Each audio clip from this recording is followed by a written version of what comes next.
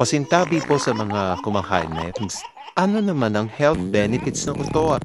Ang pag-utot ay nakakabuti sa iyong kolon. Tandaan, hindi maganda sa katawan ang sobrang hangin. Babalampas ang masangsang na amoy, palaging pag-utot at di maipaliwanag na sakit sa tuwing umuutot ay maaaring sign ng sakit, gaya ng lactose intolerance o mas malala pa kay colon cancer.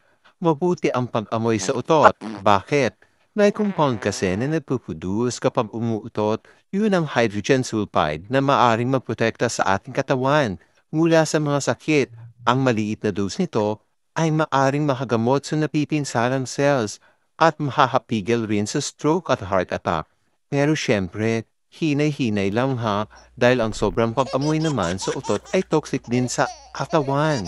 Kaya nasa labas ka naman, ingat-ingat naman dahil minsan traitor ang utot, minsan malakas, minsan mahina. Ngunit laging tatandaan na hindi dapat ito pigilan. Lahat naman ng tao ay umuutot dahil kapag ang mga katawan natin ay nakakabo ng excessive gas sa loob ng digestive system, umuutot tayo para mailabas ang mga ito. Ang pag-utot ay isang healthy na proseso ng paglipas ng gas sa ating katawan.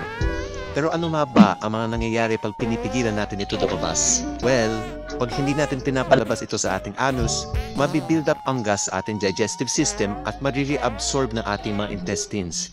Eventually, pumunta ito sa ating bloodstream, iikot sa ating katawan, at pupunta sa ating lungs. At pag napunta na ito sa ating lungs, wala naman itong lalabasan kundi ang ating bibig.